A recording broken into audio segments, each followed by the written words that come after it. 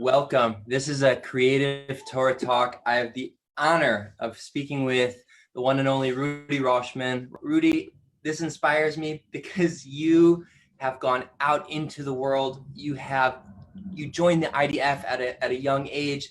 You made these decisions. You didn't stop there. You went straight into the university in America, the university system in California, and then in Colombia. You worked on student programs,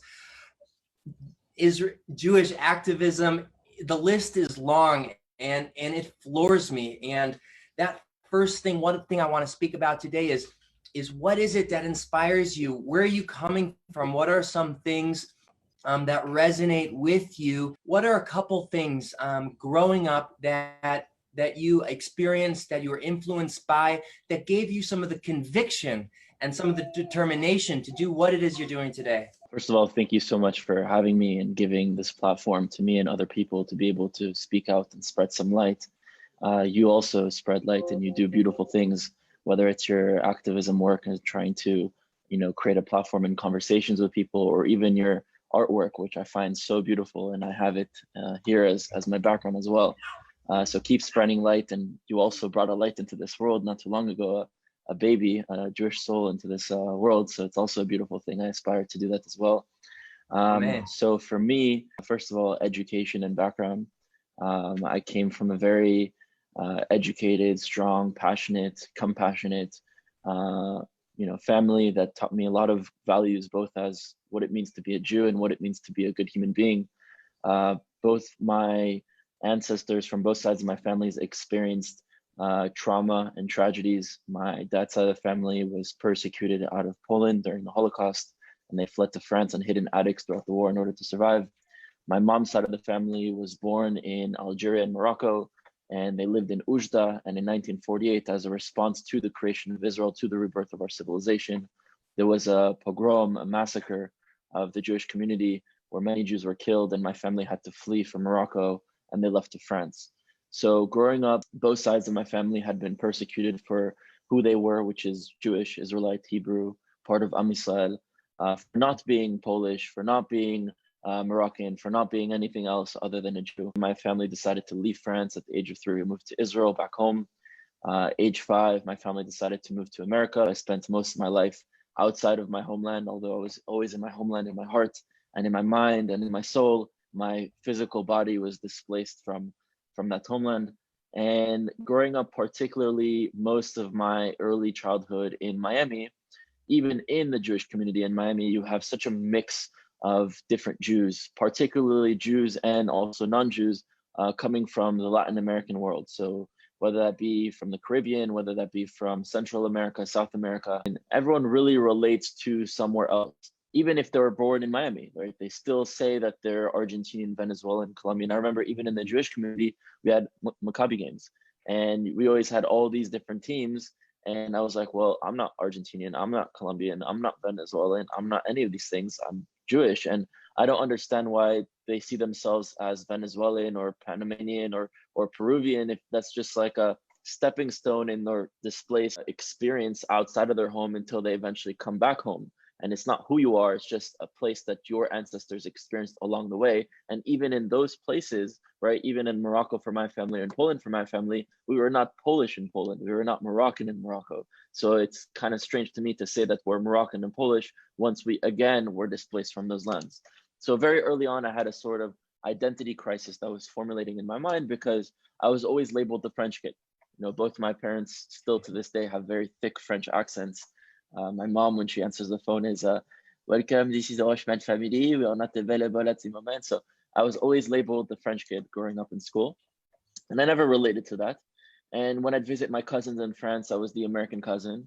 And I'm also half Ashkenazi and half Sfaradi, but I was raised completely Sfaradi, but my dad is Ashkenazi. So according to Halacha, I'm supposed to go through my father, but I have no connection. I don't also look Ashkenazi, and I'm also Israeli and Jewish and Moroccan and Polish and Algerian and all these different identities that apparently who I am depends on who's asking me that question. And I was frustrated with that. I wanted to find my truth and my voice and my form of expression, which was not the answers that I was expected to say. And I went through a sort of traumatic but also enlightening anti-Semitic experience. My first one when I was 7. I took a trip to London with my mom and my younger brother, and we got onto the red tour bus of London, and my mom was wearing a shirt that had Hebrew on it. In fact, she actually got the shirt from Tzfat, which is a very holy Kabbalistic city, and the shirt actually said Emet in Kabbalistic writing, similar to the writing that you do in your work. And words have power, and when you write Emet, which means truth, the truth comes out. And this person who was a neo-Nazi, his true face came out, and he told my mom, "Excuse me, is that written in Jewish?" And she's like, "No, it's written in Hebrew, but it's the language of the Jewish people." He's like, "Oh, so you guys are Jews?" It's like, "Yeah, we're Jews. What's the problem?" He's like, "I don't want any Jews on my bus. Get off." And my mom is a very strong, proud Jewish woman. And she said, "I don't know who you think you are. I grew up in south of France with plenty of anti-Semitism. I'm not getting off this bus." And he basically got up and forced us off physically. And that moment kind of changed my life. Two things sparked. The first is it made me realize that from that moment on, I'd have to be prepared to deal with such situations where in that moment I was not prepared, which is a critique that I have of Jewish upbringing in this generation, and also basically in the past 2,000 years, that we teach Jews how to be Jews in theory. So how to do Birkat Hamazon and do Tefillin, how to understand our stories, but we don't teach Jews how to be Jews in practice in the world we live in. How to stand up to anti-Semitism, how to recognize anti-Semitism, how to debate, how to do public speaking, how to talk about Israel to the left and to the right, how to be able to express our identity and have the rest of the world understand us and respect us. And I was not prepared in that moment. And so I promised myself that the next time I deal with this, I'd be prepared intellectually, I'd be prepared emotionally, I'd be prepared physically, I'd be prepared even ideologically, understanding greater ideas as to why this was happening. And the second thing that it did for me is it taught me who I was in one moment. The question that I had been asking myself of who am I and where am I from was answered in that one moment. Because I realized that it didn't matter where I was born, where I had grown up, where I had lived in, where I traveled to, where my grandparents were born, or what piece of paper that we call a passport today, a piece of processed tree is supposed to tell us who we are. I'm a Jew. And it didn't matter to that person if I believed in Hashem or not, which I do, if I put tefillin or not, which I do, if I kept kosher or not, which I do. It mattered only that I was a Jew and that my mom was a Jew and that my brother was a Jew. So I started asking myself even deeper questions. Okay, if who I am is a Jew, then why am I called a Jew? Where does this word Jew even come from? Well, we know it comes from Yehuda, and Yehuda is one out of the 12 tribes. And I come from the tribe of Levi, Shevet Levi, from both sides of my family. My mom's side are Kohanim, my dad's side are Leviim. So why am I called a Jew if I'm not from Shevet Yehuda, when in the Torah, it always calls us Am Yisrael, Bnei Yisrael, or Ivrim, like where anachnu lo Yehudim, and anachnu lo, like there's no such thing as Judaism in the Torah, like and the Yahadut. So where does this come from? And the answer is that an ism is a man-made thing. So Zionism, feminism, communism, capitalism, it's a man-made structure. So Judaism is also a man-made structure. And when was this man-made structure created? Well, when we left Yehuda, Judea, which was the last name of our civilization, and we left that civilization and all became known as Judeans or Yehudim, coming from that civilization. So basically a synonym for being a Hebrew and an Israelite. And we created something called Judaism, which was basically a portable suitcase of who we were, what we were, and we packed in our traditions, our values, our connection to higher power, our language, our ethics, our laws, our belief system, everything inside our culture. And we passed it down לדור ודור, generation to generation, with the aspiration of Shana Ba B'Yerushalayim, of one day coming back home and opening up this suitcase and reviving who we are, and also eventually finding our purpose into what we need to do. So that was kind of the moment that triggered everything for me. From that moment on, whenever someone would ask me, "Where are you from?" I'd say I'm from Israel, because they weren't asking me where I was born. They didn't ask me where I grew up. They didn't ask me where I was living, which were all different answers to those questions. Most people have one answer. I was born, raised, grew up, lived in the same place. For me, it was a different answer for each. So from didn't particularly mean any one of those questions. For me, from means where do you belong? Where do your ancestors come from? Where do your roots come from? Where does who you are fundamentally as a person, not your external experiences that also make up of who you are, but really deeply rooted into your neshama, into your soul. Who are you and where are you from? Well, for me, that answer is Israel. And I think the answer for every Jew should be Israel. Of course, that's my opinion. But the reason I say so is if Jews themselves don't consider themselves from Israel, or say that Israel is our home, then how are we supposed to expect the rest of the world, the other nations, to understand that Israel is the home of the Jewish people if we ourselves don't project it and externalize it and communicate it? I graduated high school at 17, joined the army at 17, had my 18th birthday in Michvalon, as I'm sure you're familiar with what Michvalon is, the pre-army thing before you get into your unit, which we served in the same unit, the 101st paratroopers, and I'm sure we'll get into that later on. We were both paratroopers, Tzanchanim, and Pam Tzanchen, Tamid Tzanchen, so forever. Yeah. And yeah, after the army, I started school at Santa Monica College and UCLA at the same time, but my activism was more so at UCLA. And after that, I took a year off to backpack through Asia to enrich myself culturally, to open myself to different histories, ideas, and cultures, not necessarily to become one with them, not at all. I was a very proud Jew, kept kosher all throughout my trip, but I wanted to learn from others. Here's your beautiful child light into this world. And yeah, so my life has continued from there. Went to Columbia.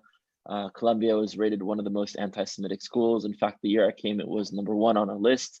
And that's where I decided to go because I was so frustrated, not with how strong the anti-Israel movement is, but how weak the pro-Israel movement was. For me, when I did March to the Living, I don't know if you ever went to Auschwitz and these places in Poland and got to experience some of the history that our people went through in Poland and in Germany and in other places. But when I went on that trip in 12th grade, I was 17, right before the army. And my biggest frustration was not what the Nazis did, because I grew up knowing what Nazis are. That's their purpose. Their purpose is to kill Am Yisrael. We've had many people like that rise up throughout the generations. We call them psychologically as Am Amalek, right? It's not a physical nation, but it's a mindset that a nation adopts and seeks to completely eradicate Am Yisrael. And so I don't expect anything else from the Nazis. But what frustrated me is I expect more from the Jews. I expect more from our population to be able to prevent things like that, to rise up against it, to fight against it, and to be able to take our own future into our own hands. And if you look at writings that Jewish leaders were writing to each other as anti-Semitism rose, because it took a decade to go from we're part of civilization to we're in ovens, and the writings that rabbis and Jewish community presidents were saying to each other was, don't worry about it, it'll just go away, it's just a phase, it's okay, we're just gonna make friends with the leadership. Even some Jews said we need to make friends with Hitler because what Hitler wrote in Mein Kampf was just a crazy time that he had in prison, and we need to make friends with him because anyways he's gonna be in a position of power. And it's this mindset of, I call a shtetl mindset of Jews that box themselves into their own little communities and are afraid to rise up. And the only way we seek to gain power or to survive is through the power structures that exist, rather than transcending those power structures and writing our own future. So that was my frustration. That's why I decided to go to Columbia, and my life has continued in the activism world ever since. Wow. Well, thank you so much for sharing brief history. One thing that just shines through is there's this inner world of Judaism and there's this outer world of Judaism, and you really harmonize those two places. I also thought of, it says in Pirkei Avot, it says know what to answer the apikores. That's what you have to go through at age 7, and that's part of that's part of the miracle of life and how we go through things in order to learn for the next thing. Everything is building towards that next thing. And I just want to back up and talk a little bit about you and your personal story and some of your ideas, and then I want to go on and talk about anti-Semitism in the world. I listened to the Israel address yesterday on Yom HaShoah, Gvura, Holocaust Memorial Day. President Rivlin said something really beautiful I want to say to you, and I want to hear your ideas on that. He said, it's a fallacy to think that the Holocaust is the reason that there's a state of Israel. Before the Holocaust, Jews were praying about Israel, but a lot of people think that the reason that Israel was established is because of the Holocaust. There is a layer of truth to it. The statement on itself is not true. We don't have Israel as a safe place because of the Holocaust, and we could have created a country elsewhere, and we dafka went to Israel, and it was harder than anywhere else. And we've been praying to go back to our native civilization. This is not something biblical. This is something that can be proven in science and evidence and genetics and linguistics and historical records, that the Jews had a civilization here and we came back home. And it can be proven that for thousands of years, we've been talking about coming back home, no matter where we lived, whether it's the Bnei Menashe in India, the Jews that were living in Ethiopia, those that were in Iraq and Iran and Yemen and Poland and Lithuania and Russia. in all sorts of places, Morocco, Tunisia. We always sought to come back home. We first of all pray towards Jerusalem. We meditate and have our intentions and ambitions and aspirations towards the capital, towards the source. We say Shana Ba B'Yerushalayim, next year in Jerusalem after every Passover, a story about being in the diaspora, which I think one we just passed Pesach, but relates very much so to why anti-Semitism exists, because we don't only get into physical slavery, but we are also in mental slavery. And when we are in mental slavery, we're completely lost, don't know who we are, forget what our purpose is. And that's actually when anti-Semitism rises. It's always when we seem to kind of get lost on a path. So let's say you're going on a path and you're successful, you know who you are, you know what your purpose is, and you're on the right path. And you start to forget, you start to lose your identity, assimilate, forget what it means to be a Jew. And it doesn't mean to be disconnected from other societies, but to know truly who you are. Like, we have our own identity, we have our own purpose, we have our own culture, to be proud of that. And we forget who we are, we become weak, we have sinat chinam, we start hating each other. And whenever that happens, we get slapped with anti-Semitism to go right back on the path, like historically. And most people only know about the Holocaust, but there have been pogroms and the Black Plague and the Inquisitions and Jews being dhimmis and mistreated elsewhere, and the first temple being destroyed and the second temple destroyed, and the Amalek and Moabites and Assyrians and Babylonians and the Romans and the Greeks and the Crusaders and all these different nations throughout history that have sought to destroy Am Yisrael. And if you look at the peak of anti-Semitism, it always exists when we don't know who we are, and we don't know where we're from, and we don't know what our purpose is. So, wow. And when we get hit the strongest, it's when we kind of do a 180, right? We go right back on path. And that's kind of what happened with the Holocaust. A lot of people will recognize this from pop culture, is when there's a Jewish wedding, the last thing that you do before you scream Mazel Tov is you smash the glass, right? What does the glass represent? It represents the destruction of the Beit HaMikdash and Yerushalayim, the destruction of our temple and the destruction of our capital city, and the promise that the children and our descendants that will come from this marriage will come back home and revive that civilization.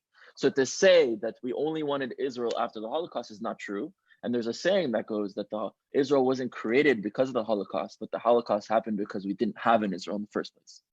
And so for me, the deeper question when I look at anti-Semitism, even when I look at vis-a-vis my life and my experience, maybe I would have come to the conclusions of, being a strong Jew and an activist. But the question is, if I didn't go through that experience at age 7, would I be where I am today?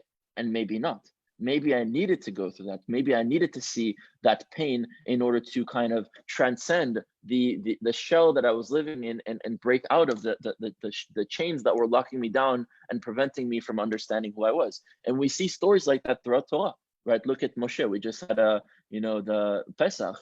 What was the moment that Moshe broke out of his Egyptian shell, the shackles that forced him not to know who he was, right? Because he was raised in the palace under Pharaoh. What was that moment? He saw an Egyptian slave master and heard a Jew. And that's the moment. Seeing anti-Semitism sparked his light. So Zionism is, again, just a political movement, a chapter in Jewish history that allowed the Jewish people to come back and free Zion, Jerusalem. We accomplished that. So now we're actually in a post-Zionistic era to find out what's the next step, because we already achieved the goals of Zionism.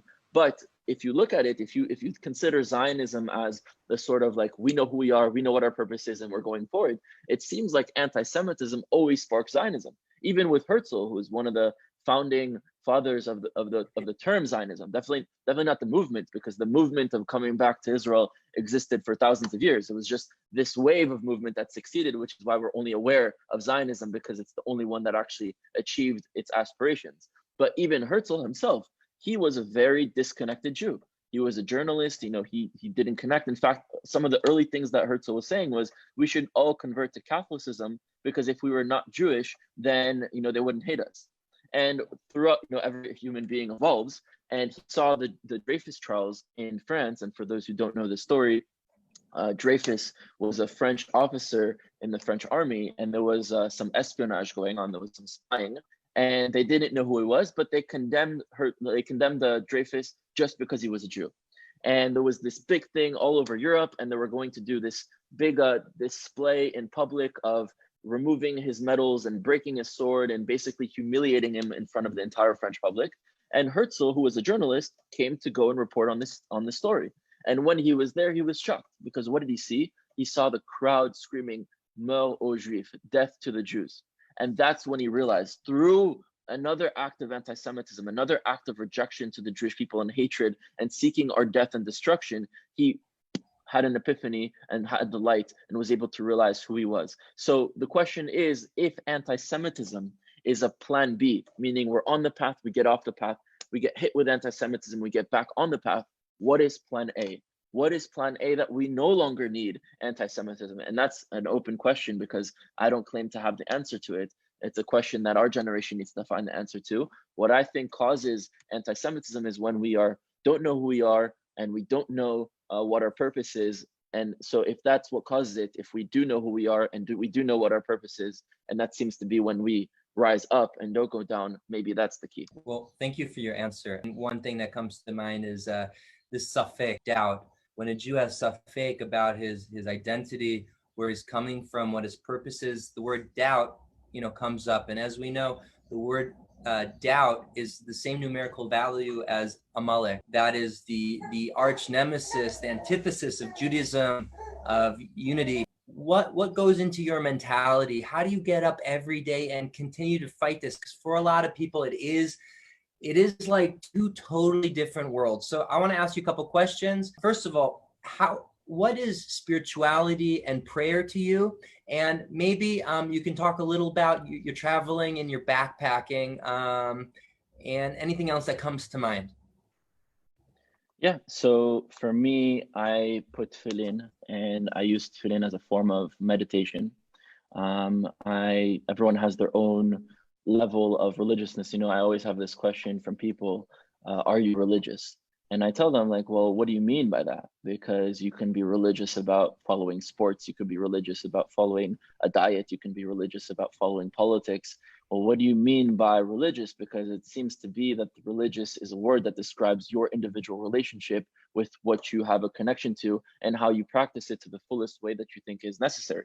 That's what religious is. So in a way, being religious can be different for many people. Even the name Israel, which is my Hebrew name, right? Israel is the name of Yaakov, right? And why does Yaakov get this name? Because unlike Yitzhak, who just took everything that Abraham gave him, Yaakov wrestled with the concept of Hashem, right? He wrestled with the angel, which is not a physical angel that he actually fought, but he wrestled with the concept of Hashem in order to climb the ladder and reach the truth. And it shows us that we're all called Am Yisrael, not only Bnei Israel, not only the children of Israel, but the nation of Israel, because not only as individuals, but also as a collective, we wrestle with our relationship in order to find the greater truth. Not just to accept and put our heads down, but to really challenge and dig deep and try to do it from the deepest point of view of how we are. And we all have our own way of connecting to the greater truth. And that way also evolves with time. What worked for me 10 years ago will not work for me in 10 years. And we all have our individual wrestling match and evolution with our connection to Hashem. So for me, putting tefillin is what works for me. It doesn't make me more or less of a Jew than anyone else. A Jew is a Jew is a Jew. We're all equal descendants of Am Yisrael, and we all have our own ways to express ourselves.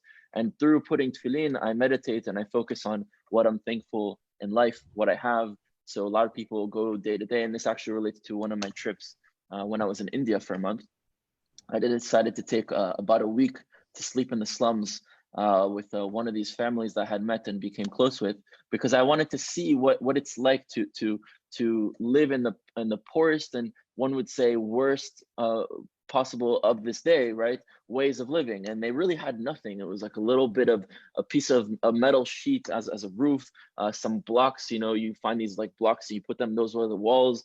They were like lighting fire with some like pieces of branches. And day after day after day, I saw the family, the father, the mother, and the children just so happy, just filled with joy. And I asked the father, I was like, explain to me, why you're so happy. I want to hear your perspective. Why do you have so much joy? You have barely nothing. And he's like, but that's the thing. I don't get my happiness by material objects. And I'm not happy based on the things that I aspire to have. I'm happy on the things based on what I do have. And what I do have is health. What I do have is family. And even though it's not a beautiful, luxurious house, it's still a roof over my heads. And I still am able to manage and do a little bit of work to get food for my kids. And it's not a lot, but we have to be thankful for what we have and not focus on what we don't have. For sure, we have to aspire to have. I think there's a balance, but I think a lot of people get caught up in today's very materialistic world and forget what they already do have. And so every time I put tefillin, I focus on, what do I have? I have eyes to see. There are people that don't have vision and that would give everything to be able to see again. I have ears to hear. Some people can't hear ever again in their lives, or were never even born with the possibility to hear beautiful sounds and music and communicate, and they don't have that. I have legs to walk. I'm healthy, Baruch Hashem, and I have a family, and they're not in any trouble. And I have to focus and be thankful for what I have first and foremost. So I always first am thankful for what I have. Then I focus on what I want to put positive energy out there into the universe towards, whether it's to my close family members, my friends, and then what I want to achieve in my day, in my week, in my month, in my lifetime. I focus on what I achieve, what I aspire to achieve. And that's, I think, what helps me to be so centered as an individual, that I really try to tune into the core of what's important. And that's for me, you were saying earlier, how do you connect so much from like the spiritual and the physical? The symbol of the Magen David, right, is two triangles perfectly balancing each other, right? Not one is not more displaced than the other. They're perfectly on each other. And really, it's a Kabbalistic symbol that represents the connection of the spiritual Hashemayim and the connection of Adama, the ground, the physical. And there's a balance between the two. You can't have more one than the other, right? When I went to, I saw monks in Sri Lanka and in different places, and they're definitely meditating and fasting and in tune to something very spiritual and a layer of consciousness that, normal people cannot access, but there's no physicality. Right? They're not doing anything with the life that they were given in this world. They're just meditating and connecting to something higher. There has to be a balance. And that goes for the other side. If you look at the West today, even religion in the West, right? So religion is supposed to be something spiritual. It's become physical. It's become, objects and things that we pray to, and we say this and we get this. And, we want an image, and we want this, and we want the new car, and we want the new house, and we want objects. And yeah, you can also have that, but there's a balance. And you have to find the balance between the two. And to me, that's what I think Judaism is finding the balance of the spiritual and the physical.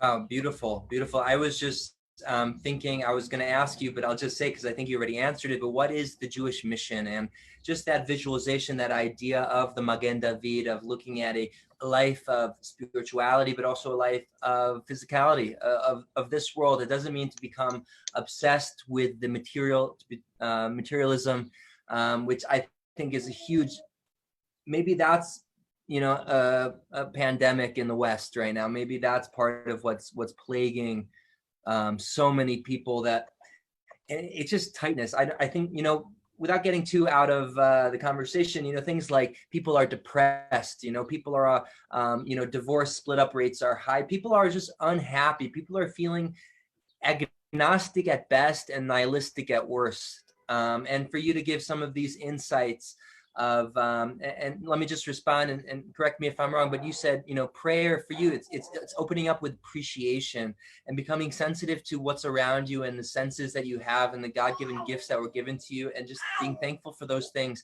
And then going into a place of where do I put my energy? Where do I put my, what do I focus on? How do I channel my strength into productive ways? And what are my goals? And through, you said, through this process, it really makes you feel, balanced and determined and strong to fill your day with spirituality covered up as, living in this world. There seems to be a rift between American Jewry and Israeli Jewry. Do you see conflict, and what's the future look like? Yeah, I mean, I always identified as Israeli. I spent every summer of my life in Israel. And for me, I'm a part of Am Yisrael, even though my physical body may have been displaced for the majority of my upbringing. But specifically, I grew up in America, in the US. I lived in Miami, I've lived in New York, I've lived in Palo Alto, and I've lived in Los Angeles. So kind of, 4 different corners of the US. And look, the reality is that we have around 5.4 million Jews in the United States, and we have between 60 to 80% assimilation. And when I say assimilation, I don't mean more integrated, less culturally aware. I mean like the mother isn't Jewish and the children don't identify as Jews. And we see, if it's not anti-Semitic force that rises up, it's assimilation that will get us, because the experience in the diaspora makes us a slave to other societies and makes us forget who we are. And of course, there's a beauty in other societies. And I think any Jew that chooses to live outside of Israel for whatever reason should have the right to do so, as long as they know where they belong and where they eventually need to go to, both physically and mentally. And when they live in those other societies, they should be productive and respectful of those societies, which is what we see. We usually see Jews creating amazing things in other societies, and that's the right thing to do, but never to forget where you're from. And that's like, why we say Shana B'Yerushalayim, not Ba'atid B'Yerushalayim, not in the future in Yerushalayim, next year. Because remember where you're from and where you belong, the source is over there, even if you're temporarily displaced elsewhere. You asked me about my prayer. It definitely gives me a sense of balance and appreciation, but it also gives me direction. We say these words every day, and I think unfortunately, I think a lot of religious Jews, I went to a modern Orthodox Jewish day school until high school. And in my experience, a lot of my peers and a lot of the people that I've seen read and don't even understand what they're reading. They read and they don't ask themselves deeper question as to what are these words saying. And even if they know what it says, they don't actually understand that this is a direction. And I think we also need to break down the concept of Hashem, because a lot of people think about Judaism through the lens of Christianity. And even the way we've structured ourselves, the like Orthodox, conservative, and reform, that comes directly from the church, right? Imported from the church, disseminated into the Jews. The Sephardic and Mizrahi Jews don't have this concept of Orthodox, conservative, and reform. It's really a church system that was imposed on Jews, in which we've kind of changed what Judaism was from a way of life, a culture, an identity of liberation, to a religion of limitations and restrictions. And I think because of that, a lot of people have rejections to Judaism and don't fundamentally understand what it is. So I always say something that's pretty controversial, because it's something that most people don't say. I say that Judaism is not a religion, because I'm looking specifically at the definition of religion. And when you look at the definition, it's the belief system in a God, deity, book, or prophet. So just a belief system for any people. And Jews are not just a belief system. Judaism is not just a belief system, and it is not for any people. It is for one people.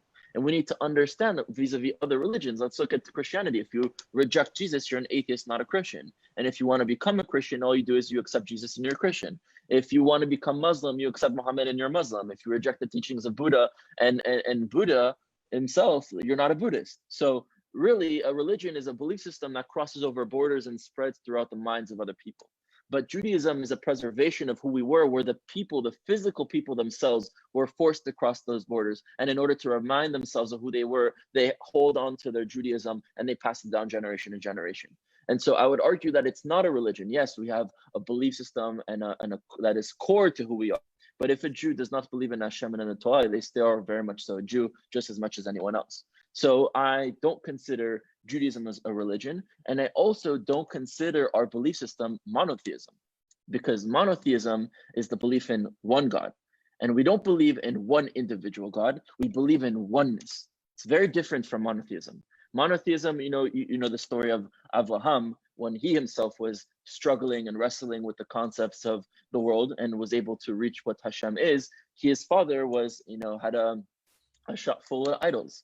And one time he stays and protects the shop while his father's out, and he smashes all the idols and he leaves only one large one alive. Abraham's father comes back and he says, what happened? And he said, oh, well, the large idol smashed all the other idols. It's like, well, that can't be possible. They're just stone and wood and they can't do anything. He's like, yes, so why are you praying to them? And the concept of that is not only that idolatry is bad, but that even one idol is bad. And the concept of praying to one individual thing is bad. The concept of Judaism is panentheism, is believing that we're all a part of one, that this universe is interlocked and interconnected into a divine energy source, and that oneness is what we connect to, that we are all a part of. And that's what Judaism is, and that's what I connect to. And I think that for our mission statement, in my opinion, it's a conversation that Am Yisrael needs to have, because when we came back in 48 to our homeland, it's sort of like we were reborn. So when a child is born, it's physically weak, mentally weak, and needs to have parents or guardians to be able to feed them and to protect them, provide them with shelter and comfort and so on. And then a child grows up and gets into the next stage, which is an adolescent stage, and they try to figure out who they are. And they're sometimes very rebellious. They dye their hair a different color. They scream back at their parents. And, different people have their own ways of doing their own rebellion and finding their individuality, which is not a bad thing. It's a good thing to break out from your parents' nest and, jump out into the sky and spread your wings and find out who you truly are. And I think that's the chapter in which we are right now in Israel, where you see a lot of rebellion. You see the left against the right, and the right against the left, and the religious against the secular, and the secular against the religious. And we're sort of these ideological tribes today, no longer physical tribes, but ideological tribes fighting each other in order to try to find out that greater truth. And I think that greater truth is something that encompasses all of these different tribes. The religious, the secular, the right and the left all have fundamental things that are important. The religious are talking about being interconnected with Hashem, understanding our culture and our identity and preserving our way of life and being able to be connected to something spiritual. The secular are talking about, being connected with the rest of the world and understanding, science and math, which are, correlated to each other. Religious and secular things, the core of what they're saying is actually necessary for one another. The Magen David again. And the left and the right is also, the right is talking about security and identity, which is important. And the left is talking about humanity and values and rights, which is also important. And so why do these things contradict? They actually are part of one greater puzzle. And we are all puzzle pieces that have been scattered when we were destroyed. And I think now, as you transition from a teenager to a young adult, and you start to find out who you really are, what you really want to be, what you want to do in this life, we have to bring the puzzle pieces together in order to find the united next mission statement, the next chapter of Jewish history, which I think has a lot to do with Tikkun Olam, helping make the world a better place, and Ol HaGoyim, being a light to other people, other nations that are disempowered. And I think that Am Yisrael is an organ, and other nations are other organs. And now, yes, we are all a part of one planet. We are all part of one universe. We are all part of one reality. There is a oneness and a singularity that exists, and that's what we believe is Hashem. But within that oneness, there are many different organisms that exist, many different organs. And Am Yisrael is one of those organs. And our organ, if we don't know who we are, don't work together, don't know our purpose in the body, the body is sick. Right? And other organs reject us, antisemitism. And so I think we need to figure out what our organ is. We need to figure out what our purpose is, start doing it in order to heal the body. And that's not all, I don't have all the answers, but I think it's the answers that the generation needs to find. That's the chapter in Jewish history that I think we're in. Amen.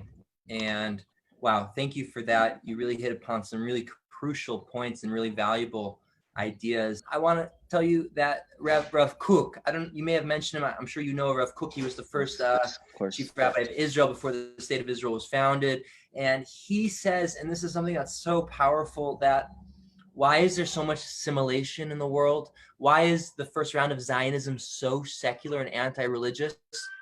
He doesn't blame it on the assimilation. He doesn't blame it on the non-Jews, that blames it on the religious camps. He said, why is there assimilation? Because they have a mission. There's a purpose for them and these people, and they're not finding it in the religious camps. We need to expand. How are we going to expand? It's going to be a bit messy, but that's what we're going to do. I want to give one quote, and I want you to take it away. This quote is from Napoleon. Apparently, again, Napoleon said, correct me if I'm wrong, that the beginning of the breakdown of society is when anti-Semitism starts to act out. When the Jews start getting persecuted in a society, that's when the society begins to collapse. And I just want you to talk about it for, what's it like in college campuses today? What's happening there? And then maybe just elaborate. To go back onto halakha, I definitely think there's a lot of inner beauty with halakha. We need to understand it and break it down. I think every individual has their own evolution with their culture, and in their own way are able to achieve light. Some people have more flaws and some people have less flaws, and thus they need to act differently in order to deal with those flaws. But the one thing that I would say towards halacha, and I think you touched on it, as to why Rav Kook said that it was the religious Jews that were actually pushing away the secular Jews and not allowing them, is that the way you take halacha and Torah and Kabbalah is from a perspective of liberation and not restriction. And so I'm going to give an example so that you understand what I mean. So if we look at Shabbat, the day of rest, I didn't ever in my life miss a Shabbat dinner and Kiddush with my family or whoever I was close with at that time. I've never missed, I've never not eaten kosher. I've done all the fasts since the age of 7. I remember age 7, I was asking, oh, this is what fasting is. Okay, so I want to do it too. And my parents like, no, you're too young. I was like, watch me. And so, that same year that I had experienced that, because that's when I started to be like, no, I can't do this. I want to be this. But for Shabbat, you have one of the elements of Shabbat, of the day rest, is not to spend money, right? Not to focus on the material, to disconnect from the material and to connect with your family and to connect to what matters and to not work. And it's a very beautiful, liberating concept. I don't see it as a restrictive concept. I see it as something that allows you to reconnect and to, take a step back and to breathe and to not always be focused on day-to-day things and to be something different. I mean, we invented the weekend, not the artist, but the concept of a day of rest. And if you look at it today, a lot of the things around Shabbat, like not spending money, is not done from a place of beauty and liberation, but more so from a place of restriction.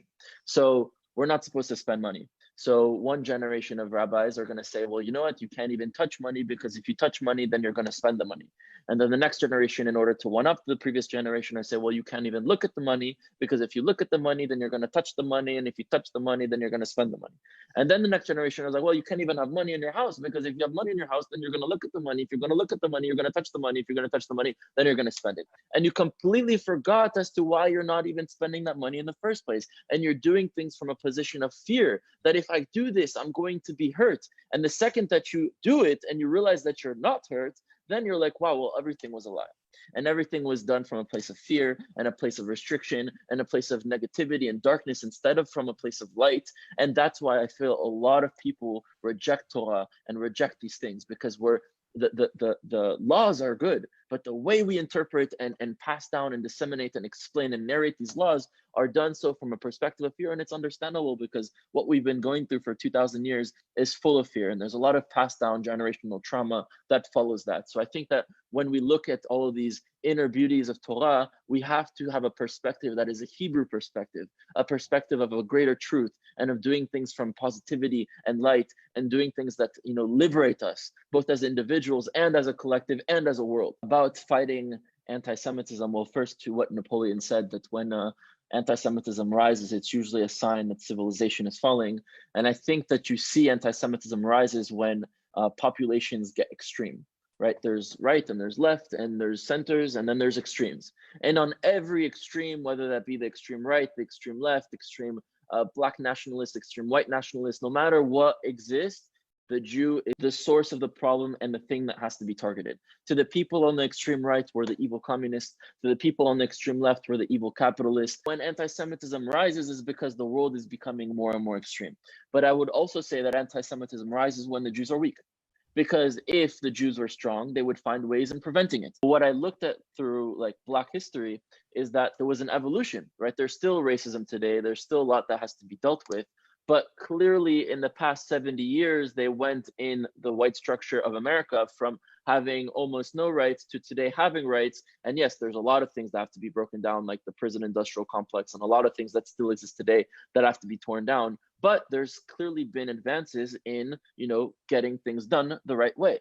And so when I look at that, and then I look on a college campus, and with my experience on a college campus, the good things about college today is that if there's racism, right away, the campus rejects it.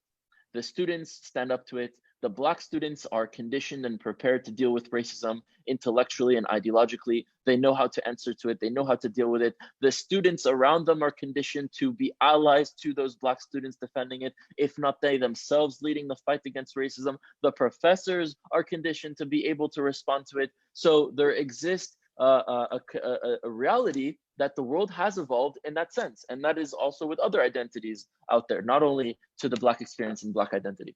But when it comes to Jews, when there's anti-Semitism today on a college campus, if someone says something against Jews, and what is the response to that?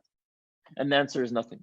And the reason that the answer is nothing is because Jews themselves don't respond to it. So how do we expect other people to respond to it? And Jews themselves can't communicate the struggles and experiences that we go through and let the society that we live in aware of what is the problem. The Black community made the society aware of what is the problem with racism and the problems that still exist today with racism. And the Jews have not done their job, because the way that we were raised is, get the good grade, get the good job, you'll make some money, you'll give money to organizations that will do everything for us. And it's this mindset that we can't ourselves rise up, be empowered, be strong, and we have to congregate ourselves in our little shtetls. And because we don't rise up, that's why anti-Semitism happens. After the Holocaust, we say never again. And we just had Yom HaShoah. Never again does not mean it will never happen again. It's happened many times over and over again. Never again is a promise that in each generation we'll make sure and prevent it from happening again.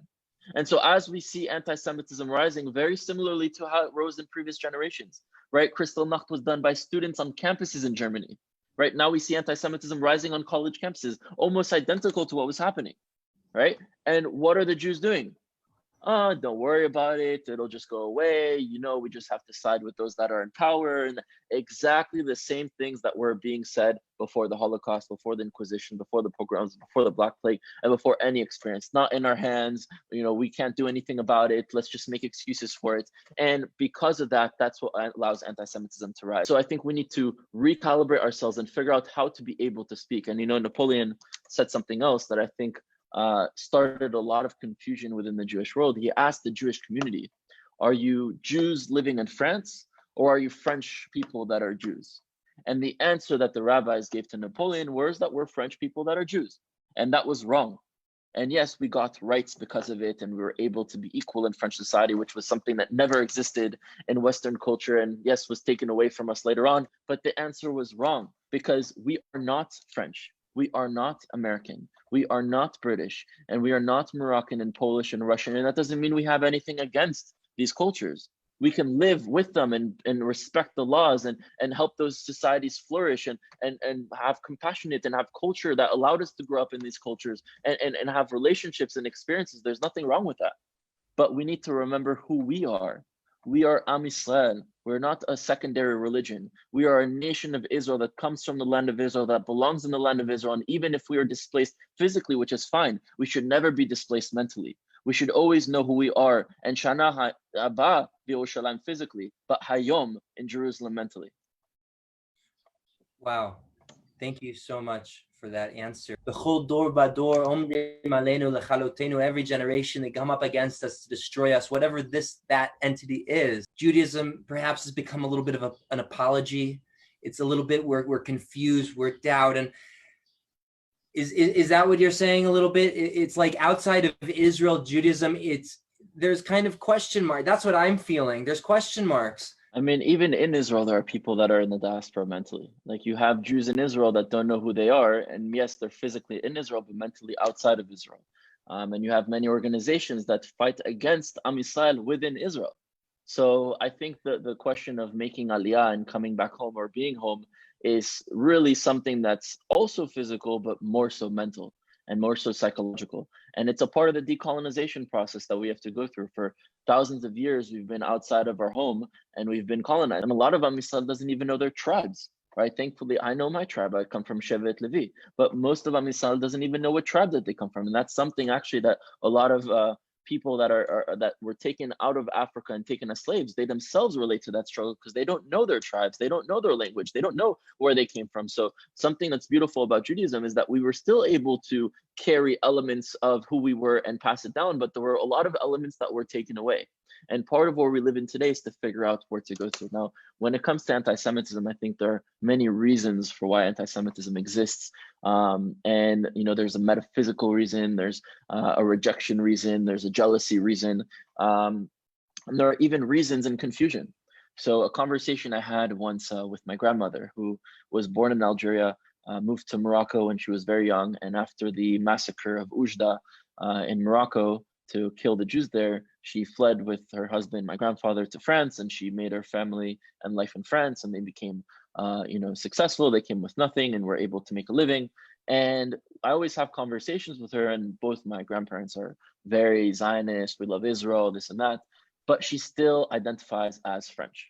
And I tell her, Grandma, you're not French. Like, and even some of my cousins that were raised in Marseille in south of France, like, we're French. We're from Marseille. This is where we grew up. And they're so attached to their personal experience that they also don't know the experiences of their ancestors, of what they had to go through and how Jews in Germany thought they were German until it was too late. So apparently being German and having German citizenship is really a temporary status and not really the identity of who you are. Like, yeah, you might have some experiences that influence who you kind of are, but that's not who you are in your core. And so I asked her, you know what, Grandma, let me do a little test with you. If you go to a market and you see an avocado made in Israel, and you see an avocado made in France, and you see an avocado made from, Uruguay, or produced from Uruguay, and someone asks you, which avocado are you going to buy if you have to choose one? And my grandma said, I would choose the one from Israel. I want to invest and help Israel. Okay. If there's a war, and France is in a war, and Israel's in a war, and one of your children has to go and fight in that war, but you have the choice to send them to whichever front, whichever battle, which one would you send them to? I would send them to Israel. Okay. If there's a family that needs help in Paris, non-Jewish family, and there's a family that needs help in Argentina, a Jewish family, and obviously you, Grandma, you would give to both. If you would give to both. You wouldn't you would try to help as many people as you can, not only the Jews, but in this case, you only have enough to help one family. Which family would you help? And she said, the Jews in Argentina. And I was like, you see, Grandma, in theory, you say that you're French. You have a French passport, you speak the French language, but in practice, you're not. And the people that are truly French see you as a traitor, because you say that you're French and you walk with them, but you show in your actions that you're not really French and you're a part of Am Yisrael. And I think the rejection comes from us not being clear. If we were clear and said, we respect France, we respect the other countries that we live in. Even while we live in, we want to be a productive part of these countries and help them rise up and develop and grow. We're not enemies of this country, but we have to be honest with you. We're from Israel. We're Am Yisrael. This is our nation. This is our land. This is where our ancestors come from and where our descendants will be. And even though I'm living here and I'm not your enemy, I want to be clear with you that I am a Jew. And it's not because I have a belief system, it's because I'm the living descendant of Abraham, Yitzhak, and Yaakov, of Sarah, Rachel, Rivka, Leah, and I'm the living continuation and breathing continuation of Am Yisrael. And I think if we were clear with that, we wouldn't have this rejection. And so I think that's an element of anti-Semitism. There are other elements, like Jews being successful, and that's not because we were born anything special or more or less. It's more so because of our culture of being literate, right? If you look at the Middle Ages, no one knew how to read and write, but all Jews knew how to read and write because of our bar mitzvahs and bat mitzvahs. If you look at how we help one another, and of course there are some Jews that don't help one another, but mostly Jews do help one another rise up. If you look at the Jewish mother in the house that tells the Jewish son and the Jewish daughter that you can do anything that you want in life, and encourages their children to be able to go and achieve those, a lot of our culture helps us rise, which is why we're 0.1% of the world's population, but we seem to succeed. It's not because we were born any different or we have any genetic differences or we're better than anyone else. It's because part of our culture is to try to be better and to help someone be educated, literate, and be able to grow. And then there are other, I think, metaphysical reasons of anti-Semitism, as like I said previously, that we are an organ in the body. And if the organ does not know who he or she is or what it is supposed to do, then the body rejects that organ, right? When you have a transplant and you change a kidney or a lung or something, and the body can accept it or can reject it. And if a body, an organ is not functioning properly, the body will try to fight it. And so because our organ doesn't know what it is and is not doing the right thing to find its purpose and to function within the body, the rest of the body is rejecting us. So I think there are many layers and branches of finding anti-Semitism, but it's a very deep and ancient question. And I'm sure a lot of other people have elements to that answer that I don't currently have. And correct me if I'm wrong, that perhaps why it's so difficult, why we see Jews, not only are Jews not going against anti-Semitism, but I actually was told that there's Jews involved in BDS. I mean, things that are azoy lagamre, like crazy, totally crazy. You don't have black students fighting against with the race. I mean, it's just meshuga. And I just want to ask you one last question for people like me, for people watching. How do we get involved with trying to undo some of this shigaon, to really straighten our path. How do we begin? To first break down why Jews are becoming anti-Jewish. Well, first of all, we've had Jews like that throughout history. Jews that have sided with our oppressors, with our enemies. Even in Roman times, the people that were put into positions of power by the Roman Empire were those that believed that we needed to be subjugated to Roman law and to assimilate, and those that were the fighters and wanted to keep Torah true and wanted to continue are those that usually went in the caves and went into hiding. So even the I guess the establishment of Jews since the Romans, that's another part of colonization, has been the Jews that tell us that we should be closeted Jews. But I think there's a psychological way to break down why Jews become anti-Israel and anti-Jewish. And I think it's very similar to, let's say you have a woman that is married to an abusive husband, but there are many ways in which that woman can react. She can fight back, she can leave, or she could make excuses for what's going on. Oh, he didn't really mean it. Oh, he was just drunk. Oh, or even further, which is the worst, is blame herself for it. No, it's my fault. If I hadn't answered back, if I hadn't done that, which is something that you see happening and you feel like you want to help that person. And that's the same thing when it comes to Jews.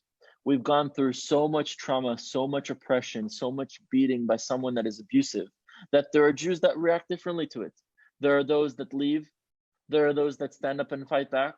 There are those that say, oh, it's not that bad. Let's just make excuses for it. It doesn't really exist. Just let us in our status quo. We have good lives. We don't want to ruin that. Just don't talk about it. And then you have Jews that blame themselves for it. No, it's our fault. If we didn't do this, if we didn't do that, it's actually our fault. So, there are most Jews, and I think in America, that become anti-Israel stem from a place of being misinformed. Of not knowing the truth, and they're manipulated, and people use the suffering of minorities in order to pursue an agenda of delegitimizing, demonizing, and holding double standards to Israel and the Jewish people, our right to exist. But the reason for why, I think the deeper reason as to why a lot of Jews become anti-Israel, like Anatoly Karta, right? It goes from the secular to the religious. It's from a place of we cannot be empowered. We cannot revive Hebrew. We cannot revive our land. We cannot be strong. We must live under the thumb of our oppressors, and only when our oppressors tell us to do what we do is how we survive, or only when Mashiach comes is when we can leave. When you say look at anti-Semitism, you look at Jews throughout history, and there's no doubt that Jews always spark light. From religious to secular. I mean, you look at Einstein and Freud and all these different people, and sometimes spark light in bad ways and sometimes spark light in good ways. But we have this ability through our culture and the way we were raised to do something about life, to change reality, to be revolutionary. But the problem is we're not doing it as one. We're doing it as individuals. We haven't yet united as Am Yisrael, as one collective, in order to spread light, which is our mission statement. So our purpose is to spread the light, and we have to do that as a collective and not only as individuals. Now, how can we get involved individually? I don't know everyone's life. I'm just one individual. I'm not above or lower than anyone else. I'm an equal as everyone else. And I think for me, the way I found my purpose, which evolves with time. What was my purpose in the army is not my purpose today, is not going to be my purpose in the future. But I think we need to focus on our surroundings. We need to look at where we live, where we exist, whether that be our friends, our family, our people at work, the people around us. We need to recognize the problems that exist. We need to use the strengths and the tools that we have, and we need to be able to unite that in order to push for a better world. So if you're good at speaking, speak. If you're good at writing, write. If you're good at painting, paint. If you're good at inventing, invent. If you're into medicine, if you're into science, if you're into history, whatever you're good at, and you can be good at many things, and the things that you're good at can evolve and grow with different times, but use your strengths in order to solve the problems that you see around you, in order to spread light and to make this world a better place. You have accomplished so much. 26. It's also, as a scribe, I know it's the numerical value of God's name, Shem Havaya.